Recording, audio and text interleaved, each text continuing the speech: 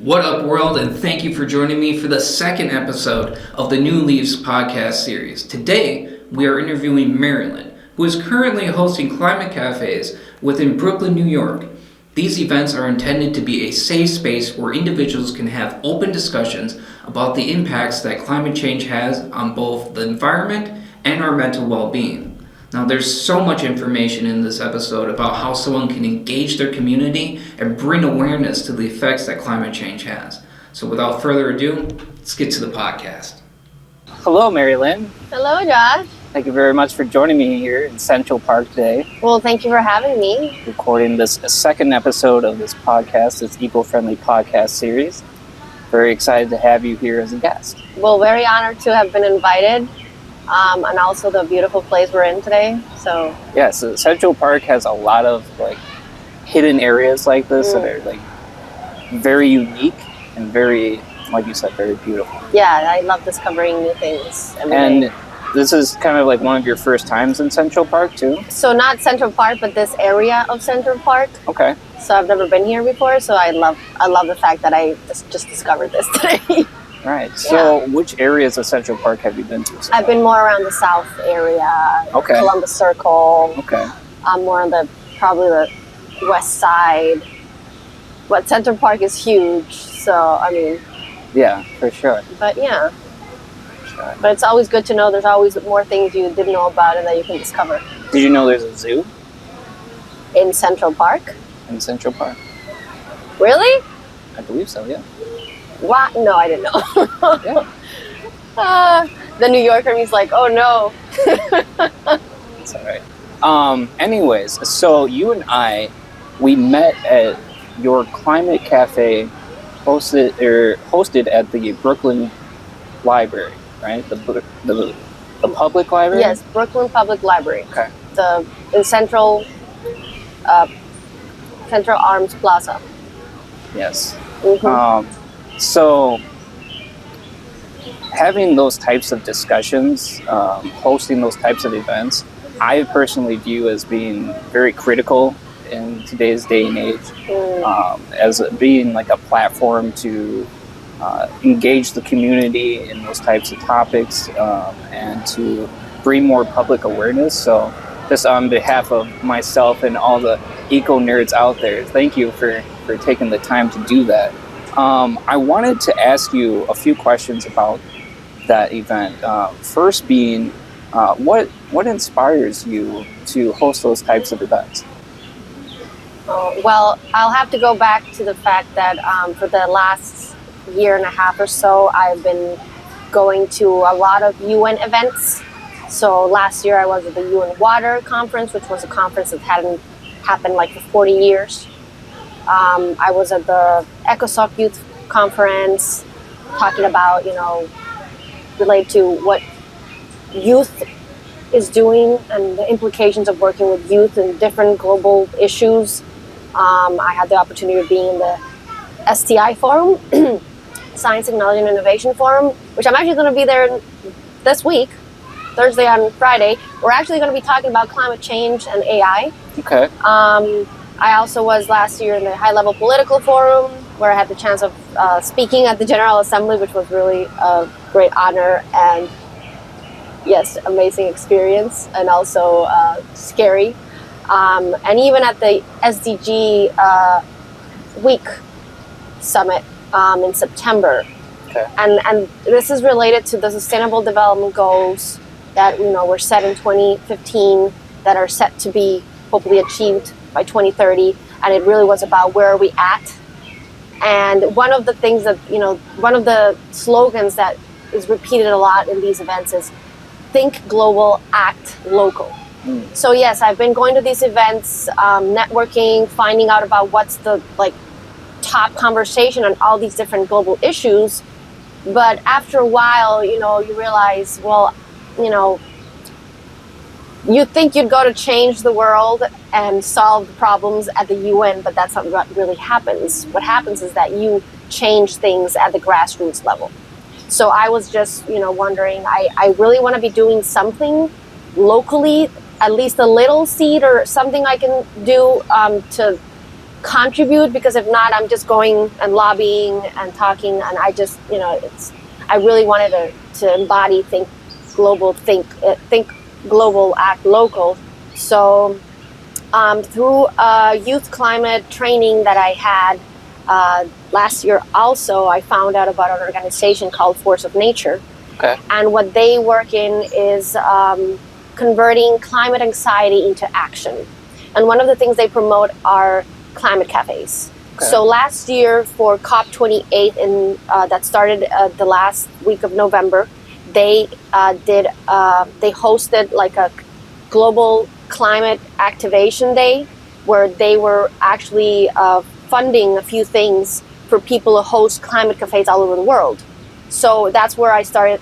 That's when the first climate cafe happened at the Brooklyn Library, November 30th, 2023, for that global climate activation day. So that day and that week, there were a lot of other climate cafes happening around the world doing that conversation. Yeah. And it really is a space for people to come together, talk about their concerns, talk about what's happening, connect, also find out what to do, and just kind of take it from there, but also focused on what it's all making us feel, because the mental health aspect is also crucial in really achieving anything, because we need to be okay as well as individuals, as groups, as teams, and we can't get burnt out or just be completely emotionally overwhelmed by what's happening and not knowing how to address that and really convert it into action. So it's also that aspect of also dealing a little bit with our emotions, because that's actually not something we're taught how to do in school. Sure. And then when you are a person who's been hearing about all that's happening in the world and how scientists have been warning about this 30 years ago, and then you could talk to older people and they're like, no, they've been talking about this 50 years ago, and you're like, why are we where we're at? Yeah. So, and I've been following, I studied, I learned about climate change and global warming when I was in high school in 7th grade. I remember this. Yeah. So this was like 15 years ago.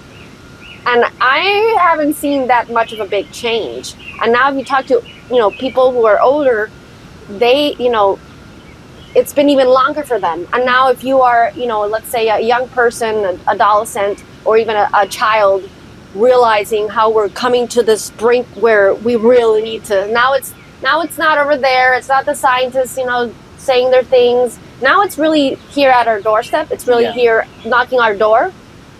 Now we're like really, really, really concerned. But then what do we do? Because it can cause so much anxiety, even depression. It's just so much to bear, so much damage, so much pain that can come from that. It can be overwhelmed, not knowing what to do. And we also need to know how to handle that, because when you are just, if you're a sensitive person and you care about nature, you care about the planet, and you're just watching the news here and there, everything happening, and you can just get completely, blocked and just completely hopeless and just be like, I don't even know what I'm doing here. Yeah. And I've been there. So I know that's also something we need to work on, knowing how to deal with those emotions that all these issues are, causing, and then for us to be able to channel that into action. So it's a mixture of climate action and also mental health advocacy. So that's kind of like where this comes from. Okay. Yeah. That's great. And that's kind of an avenue that I personally didn't give much thought into, was the mental health effects that climate change would have. And that's a great point, because it definitely does have, a sharp impact on communities worldwide. And I'll just say, one of the things you also don't realize is, the activists worldwide, they have a lot on their shoulders. They have a lot to bear with. Some of them put themselves in dangerous situations, fighting for, change. Yeah. And that puts a toll on you. And that's also where it comes from. When you are working in, the nonprofit space, it's more geared towards causes than, profits. Yeah. And usually, you're just driven by doing it, but you can also get burnt out. I've been working in the nonprofit space related to sustainable goals for a while, and it's also, it can also be a lot. But also, I've met a lot of activists in different scenarios, different working on different levels and in different countries around the world, and they're dealing with other things that are part of that context, right? Yeah. Violence, insecurity, threats, just, you know, inequality. So, and then add to that what's happening with, you know, the climate, which really is interconnected with everything else. We really need to know how to not get blocked and just move forward. So it's one of the things I've said, and I know I'm going maybe off track here, but is we talk about sustainability. Yes. We talk about sustainable development goals, right? And we actually have these 7 goals, you know, for sustainable development, but inner sustainable development is crucial for that. You can't keep going if your tank goes empty. Yes. And you can't keep going on just adding a little bit of gas on your tank. Yeah. At some point, that motor is gonna like get damaged. Yeah. And then you'll have to stop absolutely everything, take it to the mechanic, and who knows how long that's gonna take to recover, right? And get the parts and just make it to get back into where it was. So we can't think about sustainable development. We cannot think about sustainability without thinking about inner sustainability or like the sustainability of your team, people you work with. We need to also be healthy so that we can give our best, right? And that's something we also need to really focus on. There's actually a thing called inner sustainable development that also works on like leadership and internal capacity, so that you can really know how to balance yourself, grow, develop, while you're trying to, you know, fight for different causes. So that's like crucial, also because I've had my own personal experiences dealing with, you know, anxiety, depression, burnout, and I was doing what I wanted to do. I was doing what drives me, my passion for doing something bigger than me, but I just couldn't keep going anymore because I wasn't also giving that importance to that, you know, inner development, that sustainability that starts from within, and then you can multiply it in your team, in your group, right, in your company, in your organization. So that's why, you know, that pairing of mental health and climate action, because it's crucial. And one last thing I'm going to say is it's so crucial now, especially after the pandemic, where we realize, you know, that mental health was important, and that it shouldn't be a cliche, it shouldn't be taboo. It's something we really need to talk about, and it should be normal. Just like you have a physical doctor, you should have a mental health doctor, and it's just part of your whole holistic being. So it has become so, like, it's been gaining so much importance that now there's research going around, being funded around, you know, the link between climate and mental health. So there's like an organization that's called, you know, like network called, I think it's called Climate Minds. So there's research, and if you start looking for funding, also in the funding aspect, there's more and more funding that has been appearing just the last year about researching how you can relate mental health and climate change, and how is that, you know, how it can go both ways, right? So So I think another thing that is really exciting when it comes to like the development and the future of these types of programs is that you mentioned there is like a worldwide climate cafe type of community that happens, and with that, you know, we're going to be able to have more discussions about the impacts that it takes personally on individuals, and there will be a stronger support team worldwide, where people can talk about the types of issues that they're facing, and then also give suggestions to people about how to deal with these and how to prepare as well for any change that might come. Speaking of changes that may come, you mentioned really quickly climate change and AI. as being a discussion coming up. What sort of that's interesting to me. What sort of interactions will AI have with climate change? I don't know. That's what I'm going to find out. But Okay. so I'll go a little bit back to just explain where this is coming from. We have the 17 Sustainable Development Goals. Every year, there are like 5 goals that are selected to be revised. So this year in particular, 2014, climate change, climate action, which is SDG 13, is being under revision.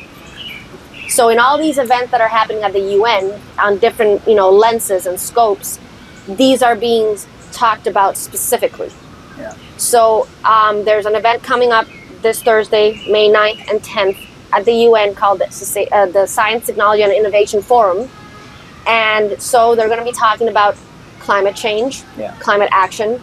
And because this is related to science and technology, so they're also going to be talking about not only the implications of just general AI and open AI, but also how AI can help, or how it can interact. It can help with modeling those climate scenarios or modeling which ways to go. I'm interested in going and finding out what the conversation is going to be about. Yeah. But this is where we're starting. So this is going to be something that's going to be discussed. Yeah. So going back to the Climate Cafe where we met, another question I wanted to ask about that was, what is the process of setting up an event like that? Anybody can do a Climate Cafe. Okay. If you wanted to do a Climate Cafe right here, in a few weeks, you could just post the event and see if anybody comes. Okay. This is anybody can do it. You don't have to have permission from anybody or anything. The organization, the community I'm part of, Force of Nature, they actually provide guides. Okay. Like some materials, some resources for you to follow if you need some guidance on how to host the Climate Cafe. In this case, they do specialize or they focused on, like I said, converting climate anxiety into action. So one of the starting points is really talking about how we feel. Yeah. So then we can, start walking towards, how we can actually put that into action.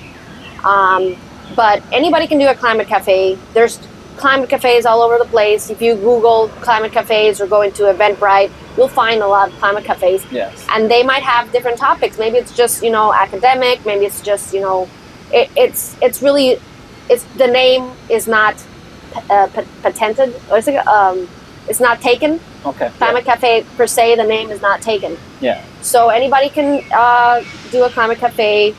That would be great. Whoever wants to start one in their own community, their own neighborhood. We need to start talking more about this. That's how this all started.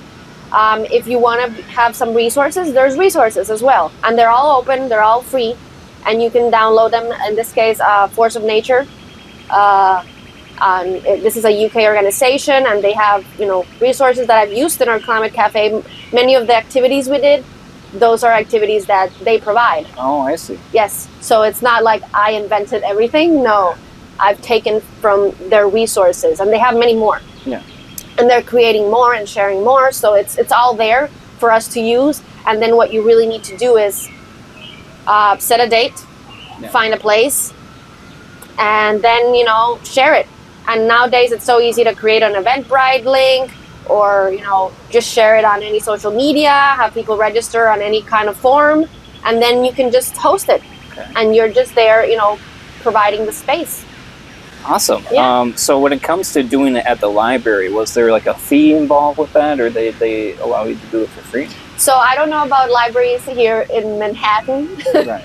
But in the Brooklyn Public Library, there's 2 ways. There's actually meeting rooms you can reserve. Yeah. And I'm sure maybe in other libraries, there's reading rooms you can reserve for free if you're a member of the library. So that's how the first Climate Cafe started. Okay. I just reserved a space, and people came.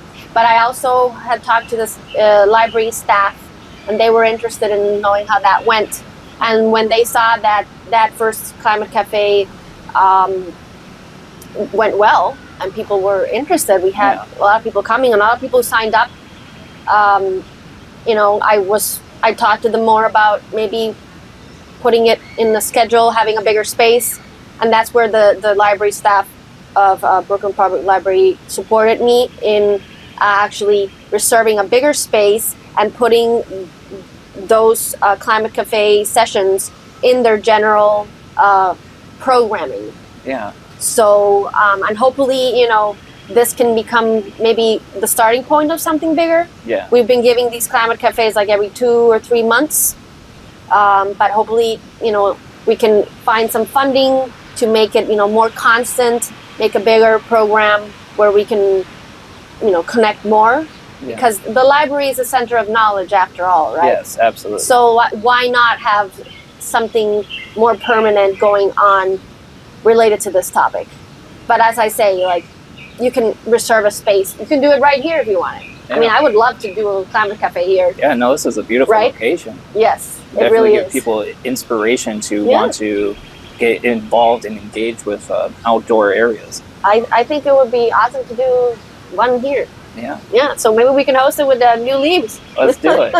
That would be great. I'm serious. Yeah.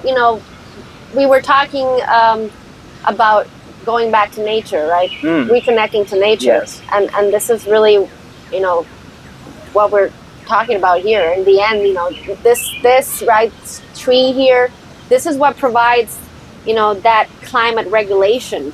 Yes. If I don't protect the trees, the plants, the forests, less and less there's going to be more extreme weathers, and that's one of the ways of tackling climate change. Yeah. And I personally, I love nature. I just love it. Yeah. This is one of my biggest loves. Yeah. So just being here just makes me so happy. And imagine, like, this makes me happy. This is part of my mental health coping skills, right? Just coming to the park makes me feel so much better. I might be home, depressed, anxious, worried about everything that's happening, and then I come here and I just see this moss right here, and it's so soft to touch.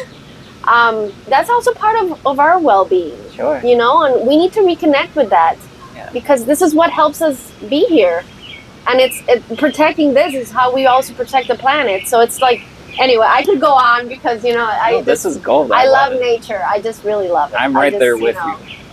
Yeah. Definitely an outdoorsy type of person myself. So,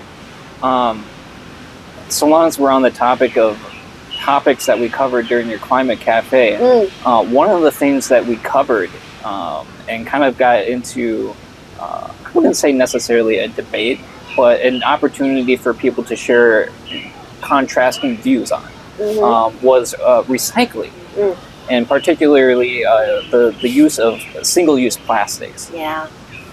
In your understanding, what is one of the best ways that individuals can curb their use of single-use plastics and recycle more? Well, it's hard because since I think it was the 1970s when there was the petroleum boom. Yeah. All our lives, our daily life has become full of plastic. It really has. Yeah. I sometimes find myself thinking, this is plastic, something here might be, this is plastic, my shoes maybe have plastic or not, I don't know. So it's already so embedded in our lives, and we're so used to it that, it takes a minute to start questioning it first. Yeah. Right? And then realizing, this is not something that's sustainable. So one of the things that we've been told that is not true is that, plastics can be reused and recycled. Yeah. And then it turns out that very, very little of the plastics, very little amounts of plastics can be reused. Yeah. And those that can be reused, I don't know what the percentage, I think it's 10 or 7%. It's a very low percentage. I could look it up in here in this book. But anyway, so, and of the ones that can be reused, they can't really be used forever. I can't just, melt this plastic here, putting it into another form, and then when I want to reuse it, melt it again and again. It's not endless. So we have an issue. we have this material that we've been using that is just piling up. Yeah. And then we need to start rethinking our own lives that I have so much plastic in my house, in the kitchen, in the bathroom, everywhere. I think even our clothes, some of them were made from petroleum, Yes. at least. Yeah. So you have to kind of go back and like check yourself. Yeah. And first kind of see what's the state of the art, what's the plastic you're using. So I don't have an answer because it's personal, and I'm not here to tell anybody what to do. You have to figure that out on your own. But ideas on how to reduce your plastic, right? Or I'll just start with what I try to do. I'm trying to use less plastic. That's not so easy. One of the things I'm trying to do is go less to the store that's right next to my house and go further a little bit to the farmer's market that happens once a week in my neighborhood and buy food there.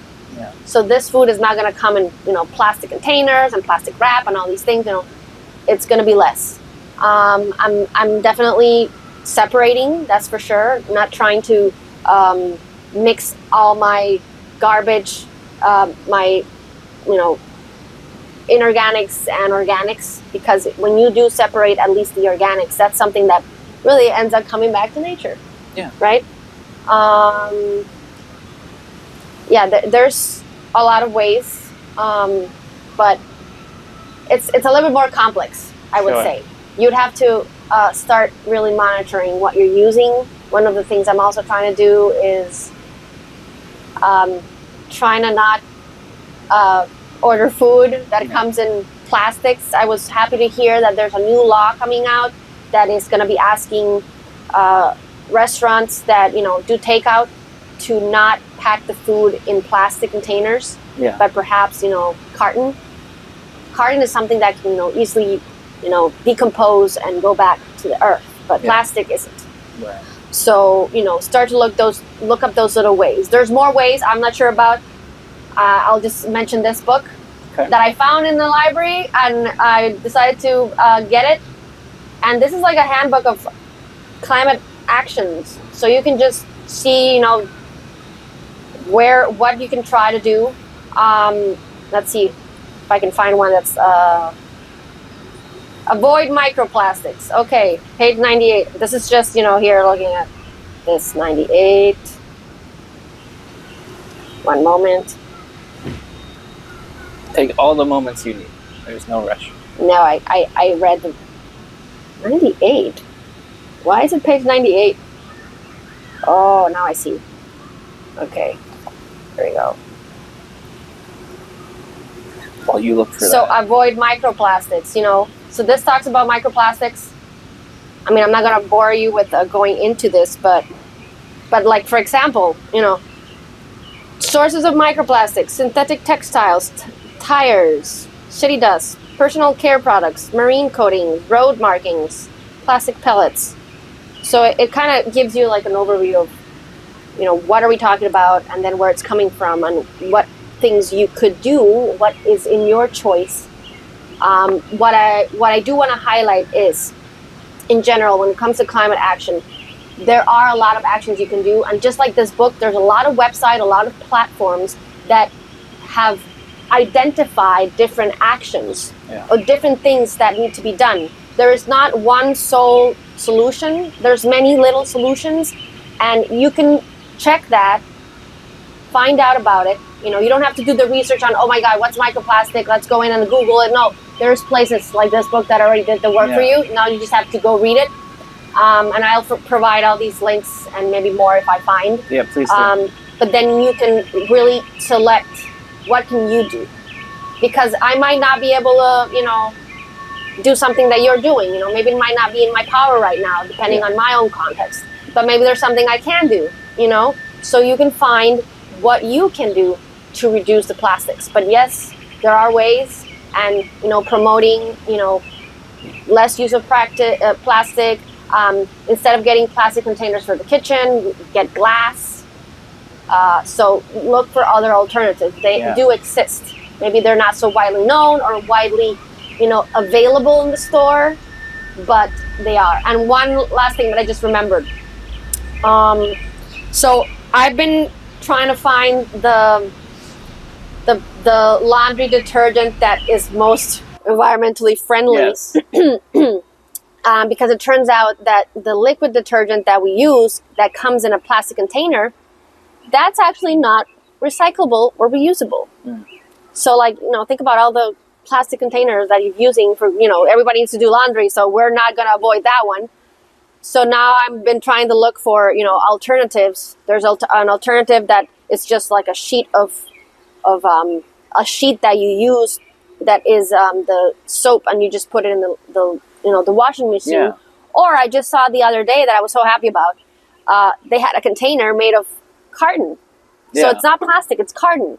So I'm like, oh my God, I'm going to buy this one if I can, if I can afford it. I'm going to buy it, and now I feel so much better that at least I'm not contributing that little bit, by buying laundry detergent that comes in a plastic container. Yeah. So those, that I can do. Mm-hmm. I can do that switch. I finally found something that I'm like happy about, and I'm going to go with it. But, it can take a while. Yeah. But there's options. So look for your options. That's what I would say. Yeah, and that's one way that the market is going to have to transform, right? Yeah. Is by the demand of the consumers. Yeah, and it's not easy because you go, like the store right next to my house, I knew about other alternatives, but they're not there. I would have to go farther away or maybe order online, or I would have to know about them, right? They're not readily available. Yeah. So what you say, right? We have to start switching that consumer needs, right? Yeah. Consumer demand. Right. Exactly. Yes. So, hosting climate cafes and writing books like these are great ways to get the message out into the public. What do you think are some of the best ways, other than those two examples, that people can start to bring these types of conversations to light? Well, it starts with you. So, it's like it goes down to the question of, what's in your power, first of all. You can't just, so you start small. You start with you, like we started talking about, what decisions I can make, I can decide to buy a different laundry detergent. That is in my power, Yeah. right, for my house. Then you look at your family, what actions we're doing, what we could make better. You look where you're working, how is that? Are they recycling? Are they separating waste? Are they using trying to use more efficient hardware so that they use less energy?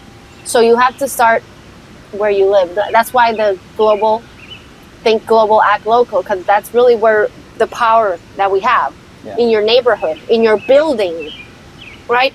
I have another example. So I actually have the information here. I was at the climate reality training here in New York that was last month. Okay. This is the organization that Al Gore created, and they had a lot of very interesting conversations. One of them, which was interesting because I didn't know about this, what's this person's name? One of them is from New York City Environmental Justice Alliance. And, when it comes to New York City, one of the things that actually generates more pollution in terms of, climate gases are buildings. Yeah. So they are saying, we're working on making buildings more efficient.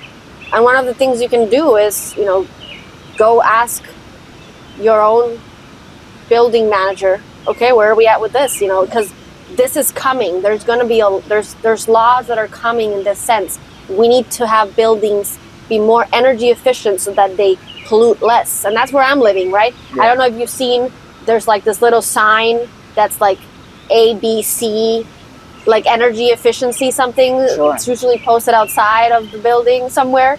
Well, that's what I guess that's what they're talking about. Okay. So like that's one thing, right? This is my own building. I live there. I want my carbon footprint to be less. So I can definitely go talk to the manager. I have that right. Yeah. And then I can, meet together with my neighbors talk to them about this, say, hey, this is happening, and this is something I want to do you want to support me, and let's get together and build community around those things that are right there at your hand. You don't have to go to big things. No, we start there. One of the things that it really, really is talked about. Yes, we have the government, we have the UN, we have all these high level organizations, but in the end, the change starts at the bottom. But that's where all the important stuff really happens. That's how you change. So at least that's what I learned going to the UN. That's not where I'm going to change the world. I have to change it right where I'm at, starting from within. I don't know if I answered your question. No, you did. I forgot what the question was. Just kind of what are the best ways that people can get that message out. And yeah, I think you're right. Having conversations on a personal level, from person to person, that's how it spreads communally, right? Start with your family, with your friends, with your neighbors. Maybe with your church or place of worship. With your co-workers, people you know. And one of the things that at least I've seen that really does create an impact is, you can talk about, oh, you should do this, Josh, and that.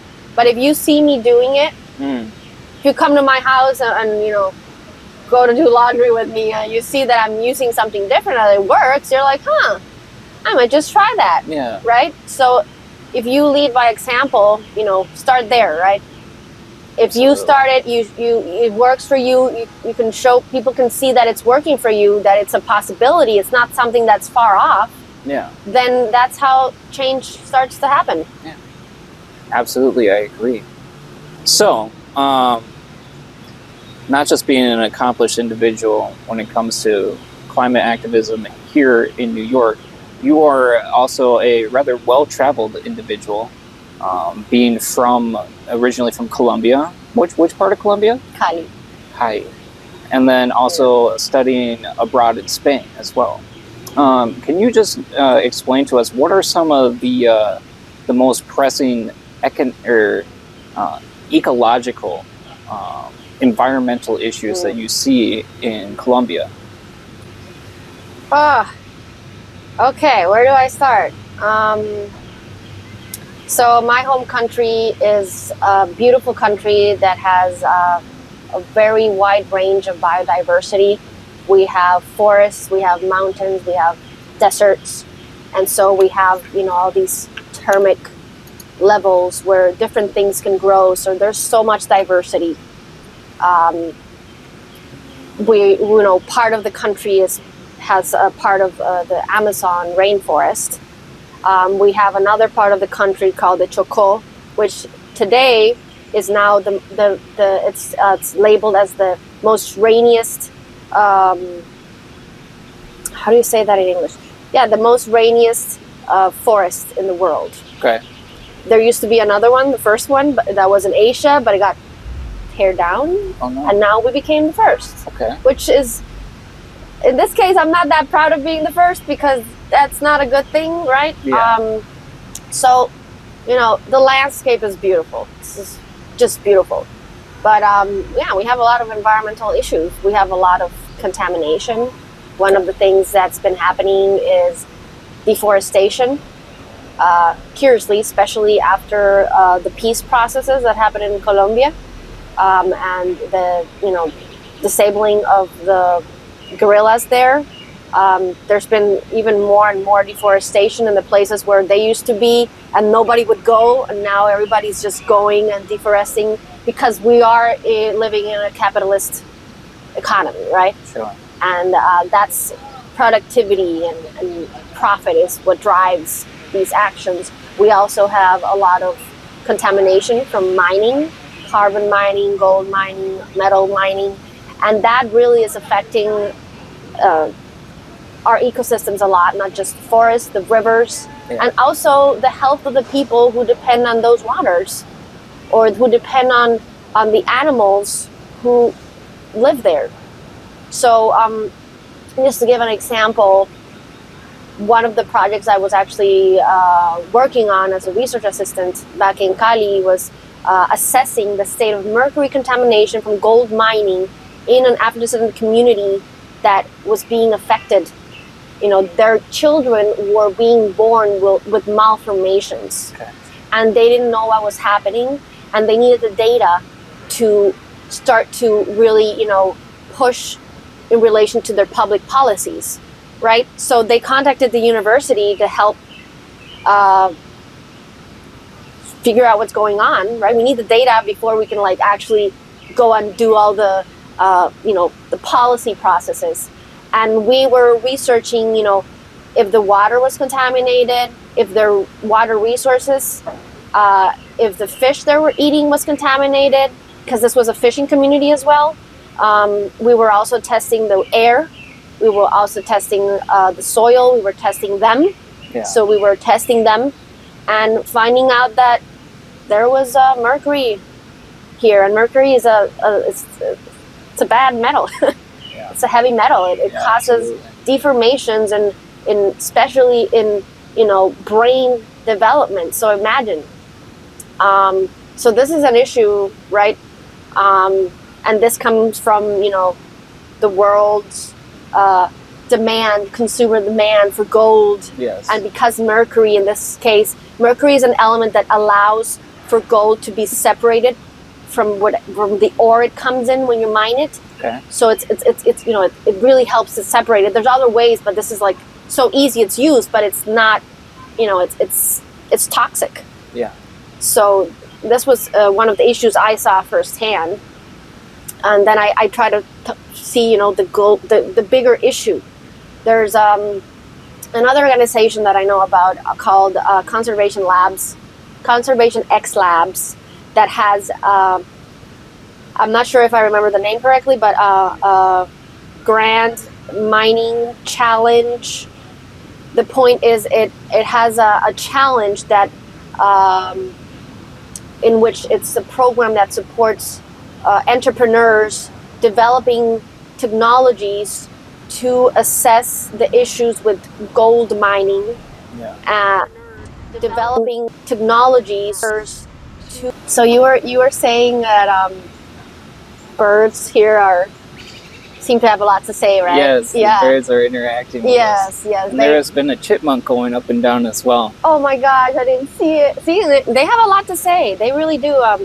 In the climate reality training I was at last month, all were presented a significant presentation explaining where we're really at with the climate change scenario.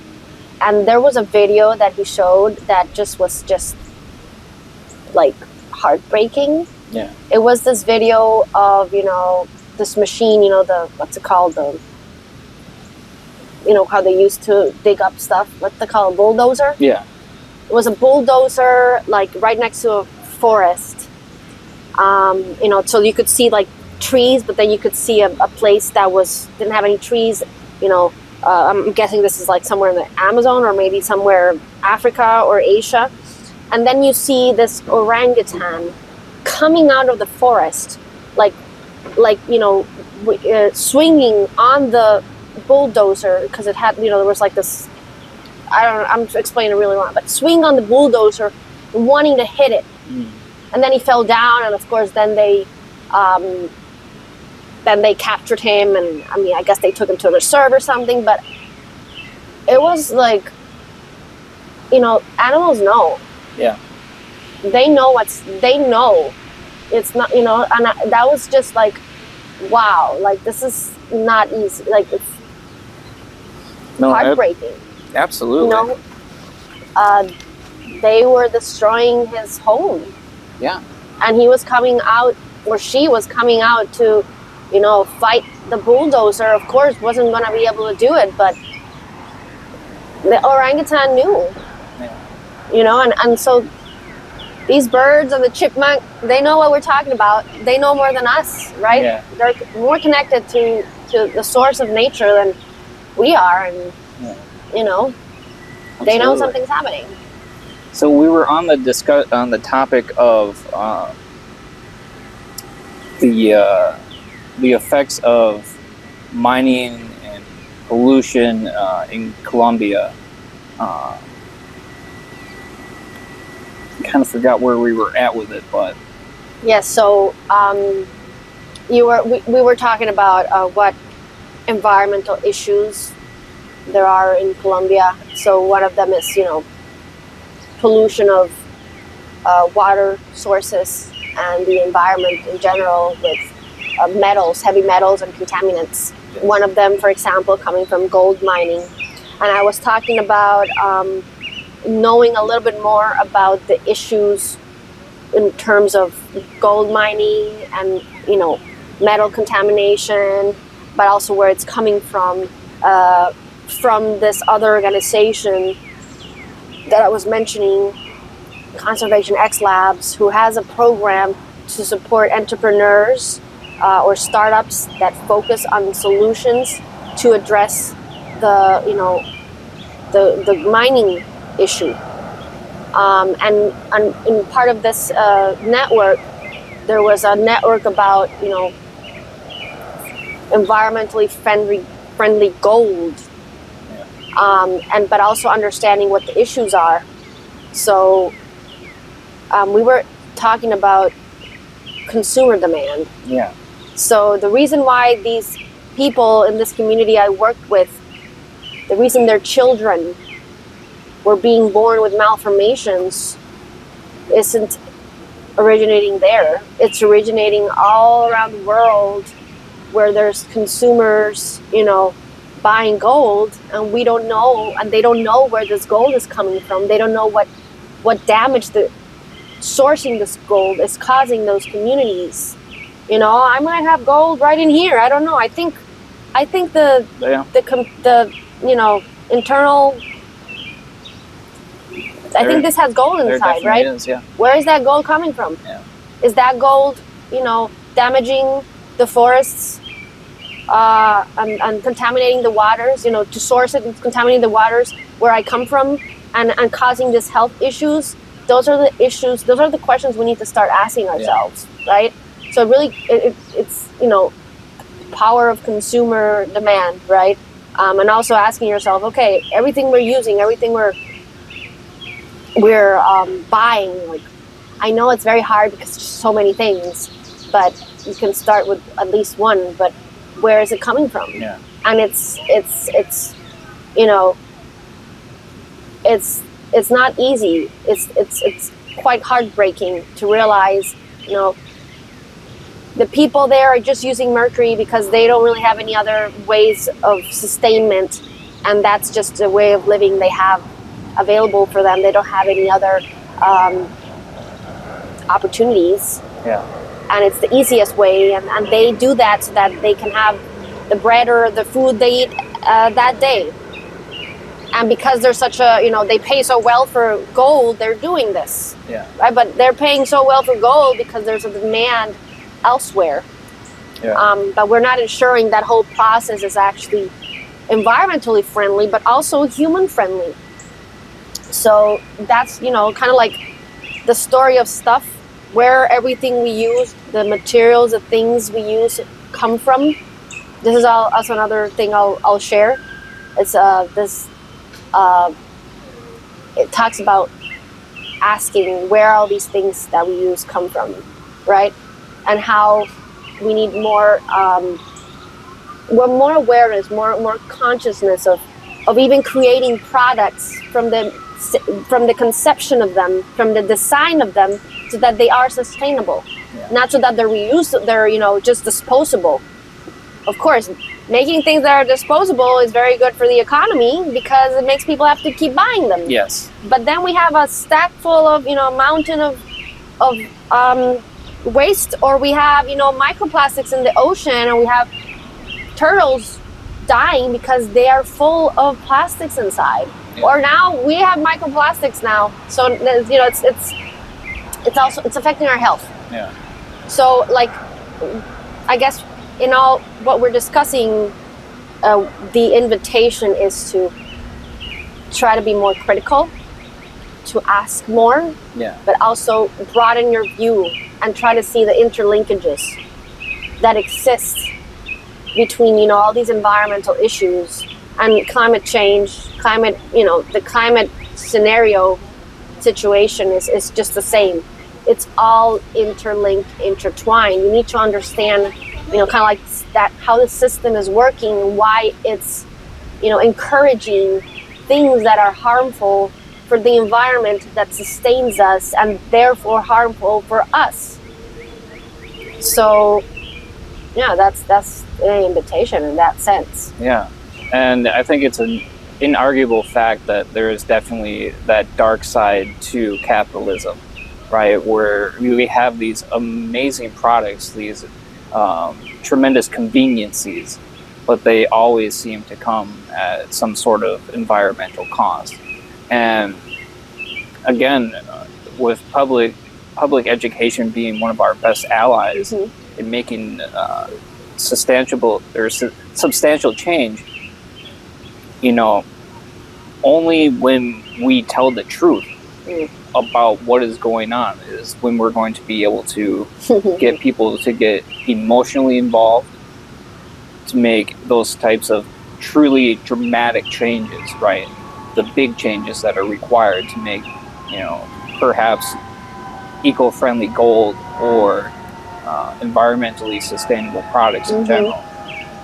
It can only happen when we shine light on that.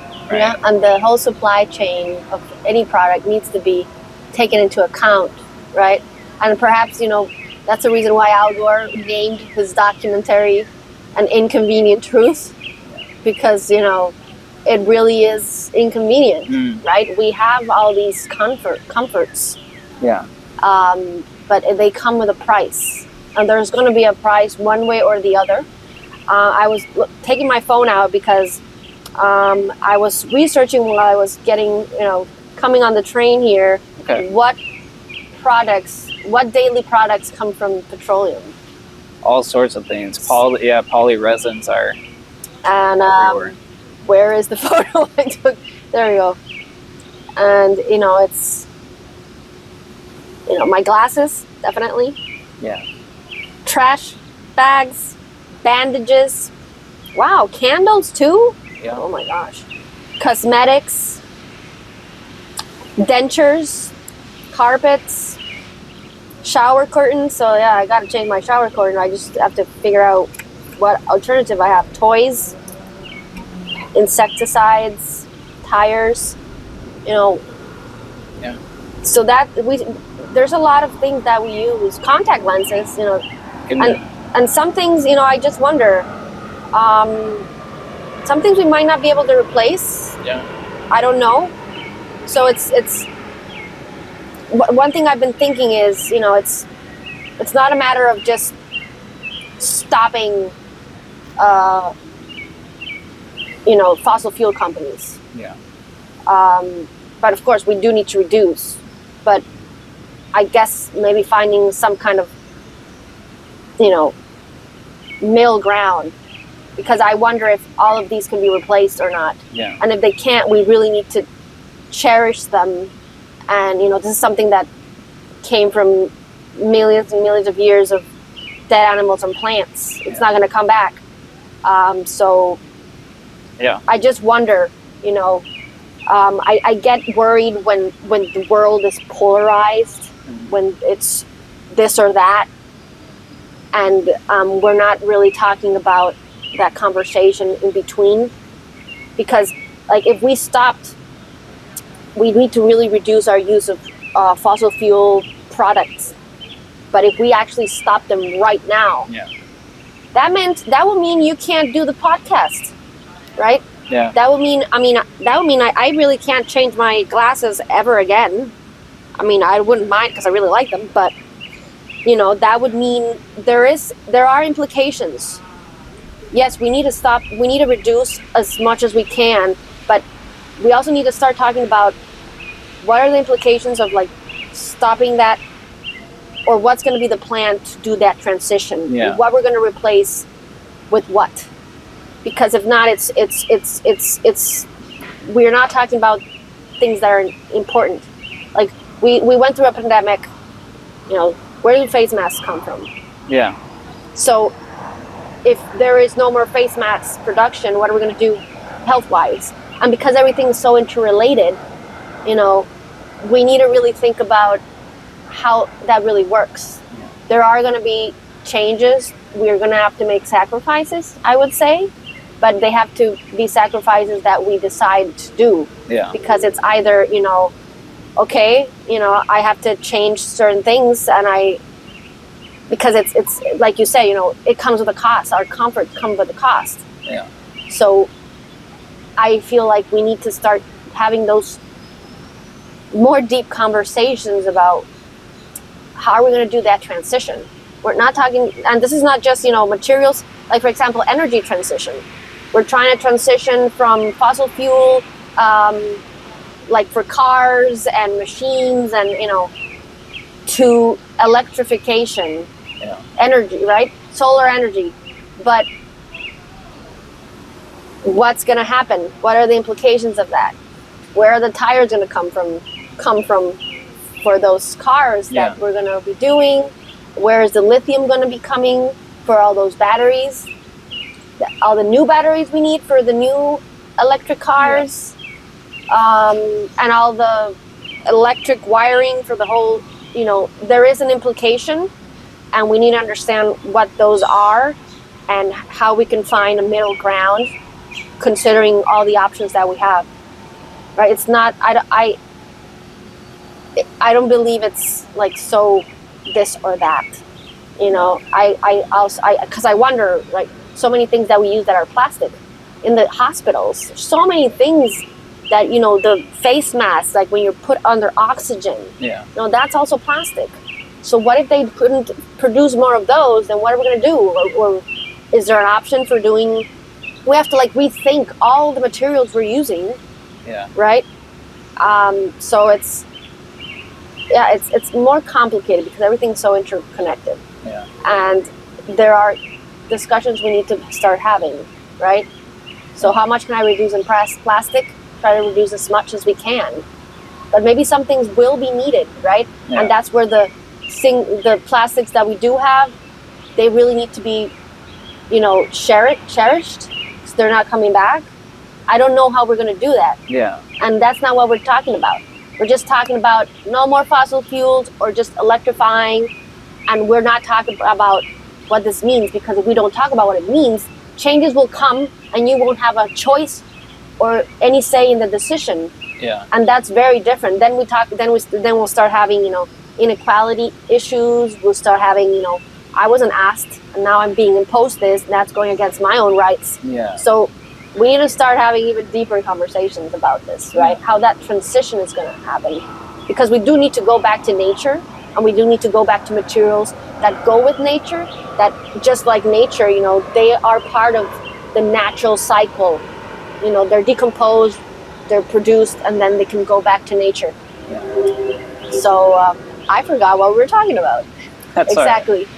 You made a pretty good point there about trying not to put it into terms of this versus that, and I think that's also important to remember on a personal level too, is to not split individuals into teams. Yeah. Right. It can't be a us versus them type of situation. Yes. Even when it is a situation where you're talking about, the owners of a large corporation. You think of someone who's a multimillionaire, and it's easy to put them on a different tier of society than yourself. But it is important to remind ourselves and to remind everyone that those individuals are just as equally responsible. They should be held to the same responsibilities when it comes to caring for the environment as all of us. Yes. And we need to encourage that type of thinking, is that we are not on different teams. We are one single team, being humanity. Yeah, Team Earth. Team Earth, exactly. Team Earth. And it's only when we work together that we are going to make these types of changes come around. Exactly. So we spoke a lot, actually, about the environmental impacts that are happening in Colombia. I also wanted to ask you, did you notice anything happening in Spain?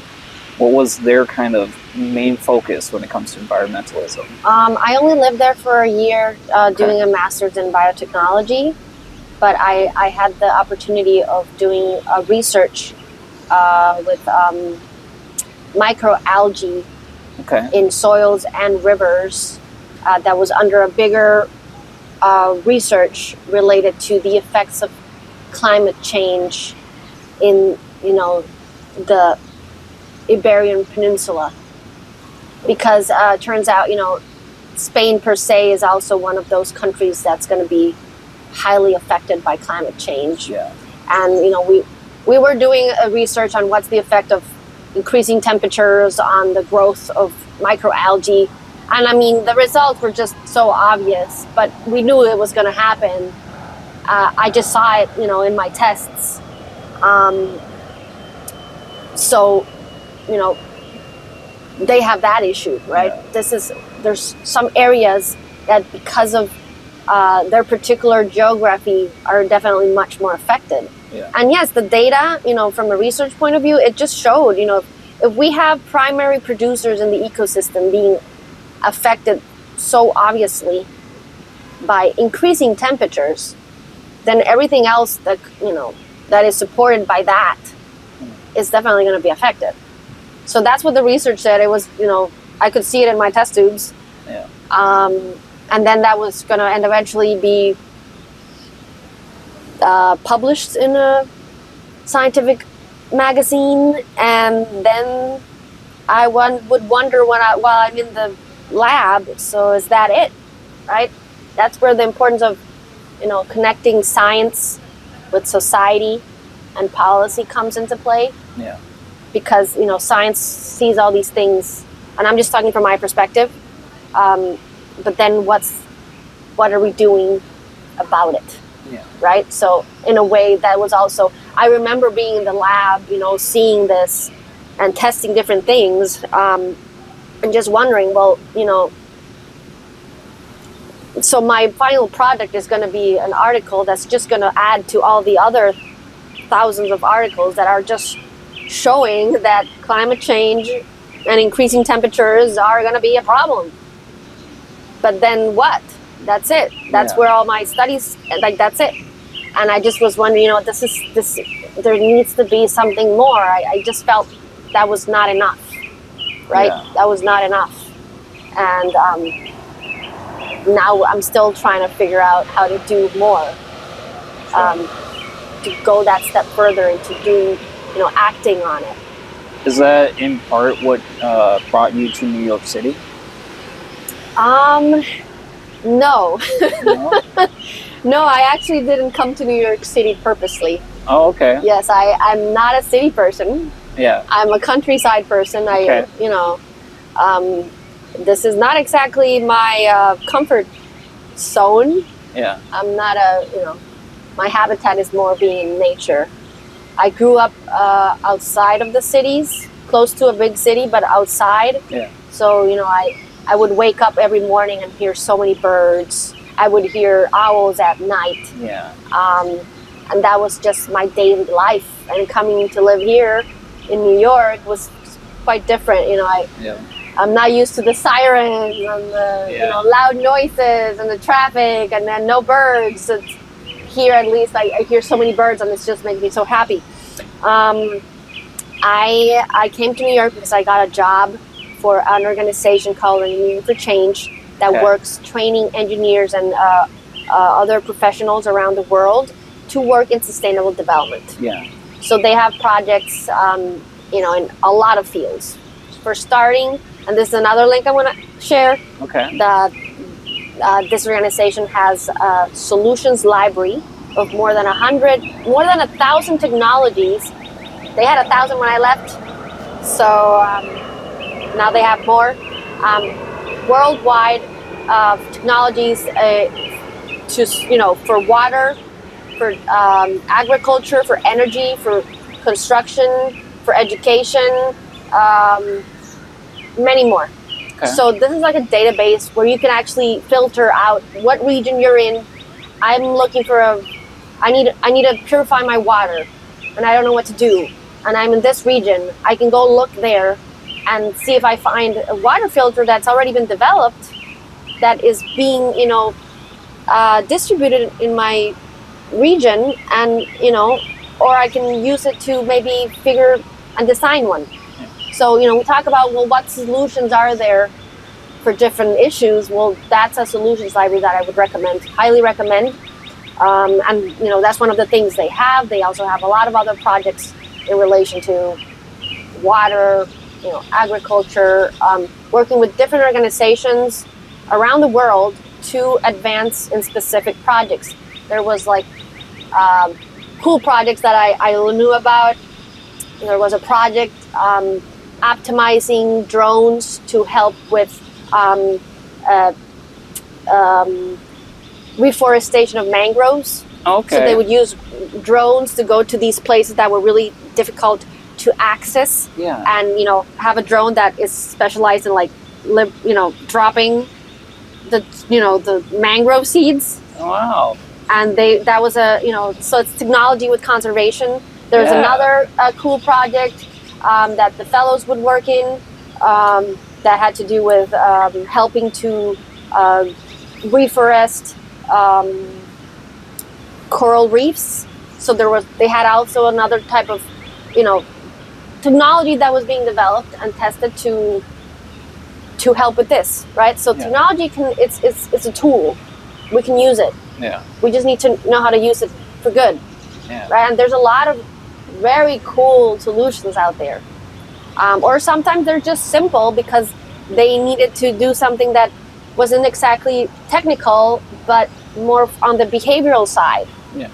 So I came to New York to work with this organization. Okay. And that's how I ended up here. That's very... Also, I'll share the link. Yeah, no, thank you. Please the do. fellowship, I was part of the fellowship before I came to New York to work as staff, and it's completely recommended. Okay. If you want to learn how to work in global sustainable development and use your technical skills, if you are in the technical field, this is an amazing opportunity as well. I think that's a pretty good natural segue into kind of my last and final questions that I have for you. And that is your current avenues of work. One of the things that you had mentioned to me is that you host private tutoring and translation. Is that something that you're currently doing? Not the tutoring. I used to tutor in math and English when I was not in the States. But I do still do translations and simultaneous interpretations of English, Spanish. All right. If individuals would like to get a hold of you for that service, where can they find that? Where can they find me? Yes. I'd have to share my social media, I guess. Okay. Yeah. Okay. Yeah. And we can provide... I'm on LinkedIn. I guess that would be the easiest way of finding me. We can put the link for your LinkedIn. Yeah, I've recently translated for some what were they called? Some events for the UN. Okay. The related to youth engagement in development and the right to development. Yeah. Right. So these were very interesting conversations related to the rights that young people have to develop themselves in a healthy world in relation to the different issues happening. Okay. So yeah, I'd be happy to help if needed. Yeah, perfect. And that's on your LinkedIn. It's not, but I'll update my LinkedIn. Or people can contact you directly through LinkedIn. I'm really bad at updating my social media. I try to stay away. Sure. But yeah. I'm currently working to find funding for projects related to climate action and mental health. Okay. I also want to work more closely with indigenous communities. Yeah. Especially in Latin America, because that's where I'm from. Yeah. Because when we talk about the environment, there's this data that says that indigenous communities are 15% of the population, and when we see natural ecosystems, although they're 15% of the population, they are protecting 80% of natural ecosystems. Yeah. So we need to invest and support indigenous communities more around the world. They are the ones who, through generations, ancestral generations, know how to live in harmony with the environment. They don't see the environment, as, I'd say, with a Western view. They see it very differently. And that's something we need to go back to, and that we need to acknowledge this. We need to, or acknowledge just the lands where we're at as well in history, what has been taken and what needs to be retributed. So I wish to work with indigenous communities to support conservation, because these are the people we need to be investing in. Yeah. Right? The UN says about this, but they're not, we're not listening to them. We're not hearing them that much. And like I had mentioned, that's one avenue of climate action, of course. Other avenues of climate action, hosting the climate cafes, finding other types of projects, and also, the mental health aspect, which for me is very important, because we need to prepare ourselves, to not only know how to deal with what's happening and know how to, create community for whatever changes that may come, but also because we come with a lot of baggage, with all these environmental, social, economic, interconnecting issues that are happening around the world. There's a lot of baggage that we have. There's a lot of trauma, for example. Yeah. So we need to also know how to unpack that, heal that in us, while we also are healing our connection with the planet. Yeah. Because if not, we're just going to be acting from a place of trauma or of, guilt or revenge, or, and that's really not going to lead to good things. Yeah. We were talking about, the decisions in the end come down to the individual. So how can you be, in a good state of mind and heart and spirit to make the best decisions you can do and give the most of you every day? So there's also not just a sustainability, like a global outside sustainability development, agenda. We also need to, develop ourselves as individuals so that we can care and do more, right? Yeah. So another thing I'm, specifically that I'm also working in is with an organization. I'm a bit all over the place, but it's all interconnected, I promise. Related to trauma-informed care. So like a psychoeducational program that teaches you how trauma affects you and your body and how you can start healing from it. Yeah. And this is interconnected, with, depression, anxiety, life issues, life events that might happen. But you can also think about, there's going to be, I think I say that wrong in English. There have been being, oh my God, I don't know how to say that. With climate change, we're having more natural disasters. Yeah. We're having more droughts. We're having more floods. We're having more hurricanes. Forest fires. There's so many things that are being affected. How is that affecting us? Will that generate trauma? Mm. Will somebody that has to be displaced, not just for war or other things, but for, the imbalance of the climate on Earth, will that generate something in us that we then will not have the capacity of dealing with, so that we can move on and be resilient? Yeah. So that's also, in the grand aspect of mental health, I also work with that part, with, how we can build capacity also from the emotional and healing side, which I think it's very important. Yeah, I absolutely agree with you. So yes, if anybody wants to partner and bring in funding, yes, but that's kind of what I'm working on right now. Wonderful. Or at least my focus areas that I've identified finally, because you just sometimes don't know. It's so overwhelming. Yeah. You don't know what to focus on. Sure. And I've been touching this so much. I hope I haven't been interfering It ought to be good. With the It's still- sound. I can see the light from here. It's still recorded. Yes, so we need to heal the planet and start with healing ourselves. Yeah. So one of the last things that I want to talk to you about is the upcoming climate cafes. When and where are those going on, and how can people get involved? Okay. How can they find you?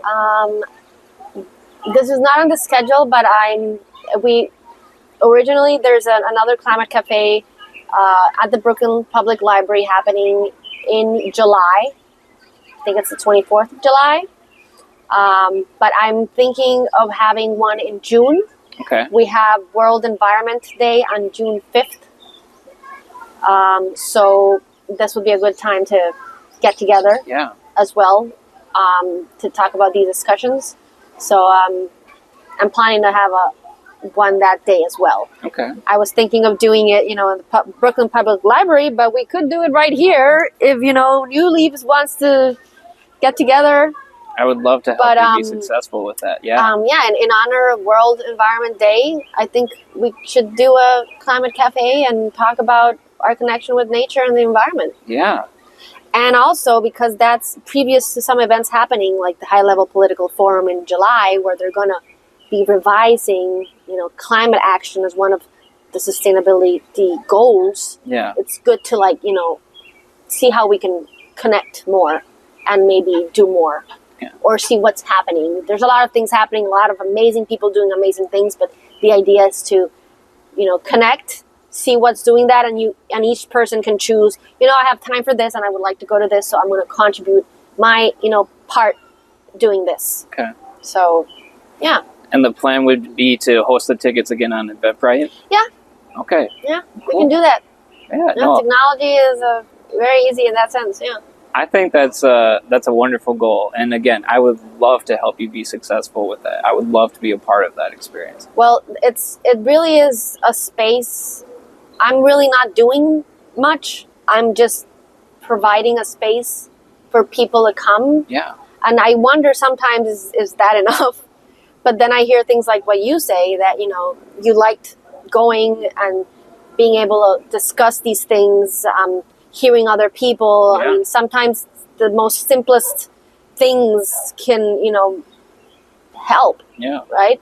Yeah, absolutely. So, we mentioned it a couple times that change happens on the individual level, right? So we're leading those types of discussions where we can have individual interactions. That's how it's going to happen. Yeah.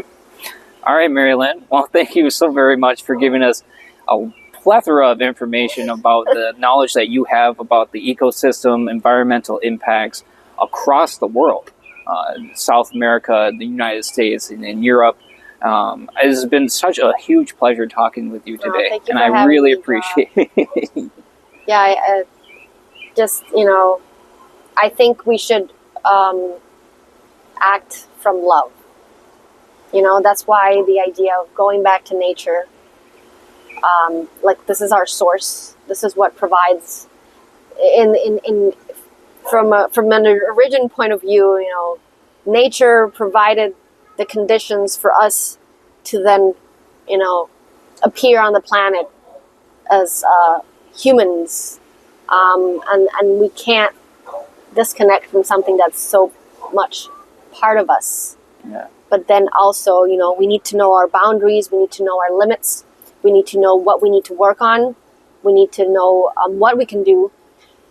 So, yeah, each person hopefully can go on a journey of finding out what actions they can do that work for them, to, put that, that grain of sand.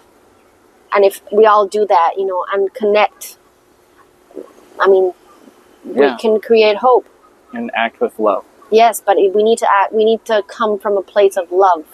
Yes. That's why the focus on our mental and emotional well-being is so important. Sure.